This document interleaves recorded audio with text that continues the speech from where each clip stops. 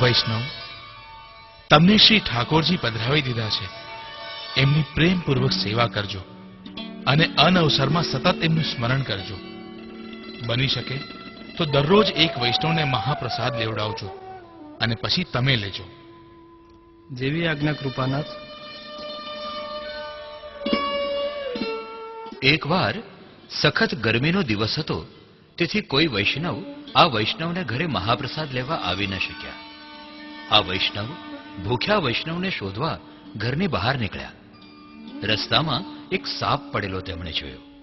બહુ સિસકારા કર્યા, પણ સાપ માર્ગમાંથી ખસ્યો નહીં. એકાદ બે કાંકરી મારી જોઈ તો સામે ફૂટકાર કર્યો. વૈષ્ણવ વિચારમાં પડી ગયા. ભારે થઈ. આ સર્પ તો ખસવાનું નામ લેતો નથી અને મને મોડું થઈ રહ્યું છે.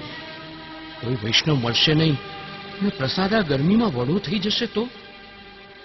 ઘણા ઉપાય કરવા છતાં આ સાપ માર્ગ નથી દેતો. તો હવે મારે એને મારવો જ પડશે. મારો એમાં કોઈ દોષ નથી. હાલે, લેતો જા, લેતો જા.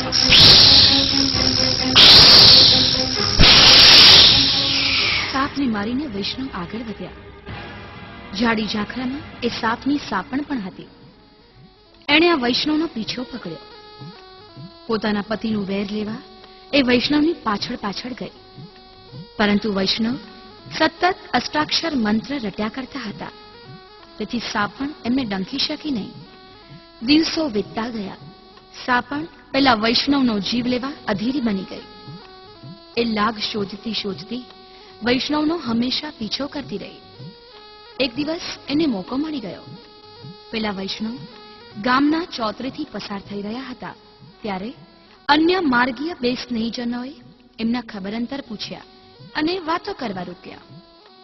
ઓહો હો હો હો હો હો, કેમ છો વૈષ્ણવ, કેમ છો? સર્વ કુશળ મંગળ છે ને? જય શ્રી કૃષ્ણ. જય શ્રી કૃષ્ણ ભાઈ. તમે કેમ છો?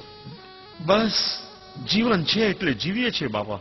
તમારા ખેતરમાં તો આ વખતે બહુ સારો પાક થયો છે એવું સાંભળ્યું છે.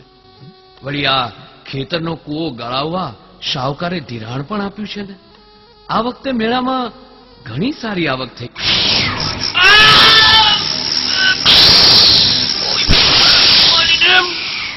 બાપલિયા, હે પ્રભુ, રક્ષા કરજો.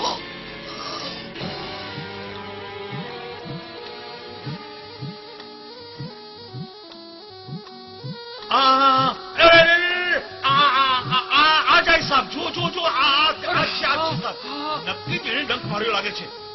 આ વૈષ્ણવના પ્રાણ તો ઉડી ગયા. અરે હવે શું કરશું? આપણે શ્રી ગોસાઈજી અહીં પધાર્યા છે, એમને ખબર આપી. હા, આ વૈષ્ણવ એમના સેવક હતા.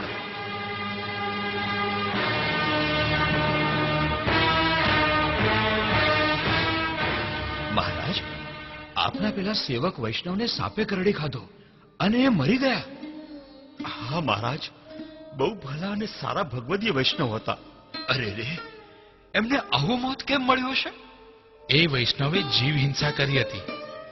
માર્ગમાં બેઠેલા સર્પને માર્યો હતો. વળી અન્ય માર્ગીઓનો સંગ કરી લૌકિક વાતોએ વળગ્યા હતા અને એમ કરવા જતા ભગવત નામ સ્મરણ છૂટી ગયું હતું. સર્પ છે તે કાળરૂપ છે. કાળથી સદા ચેતતા રહેવું. કાળથી ડરવાનું નથી, પણ ચેતવાનું તો છે જ. જો ભગવત સેવા અને સ્મરણ છોડશો તો કોઈ પણ ઘડીએ કાળ તમને ભરખી જશે. જ્યારે ભગવત સેવા અને સ્મરણ કરશો તો કાળ તમારે આધીન થઈને રહેશે.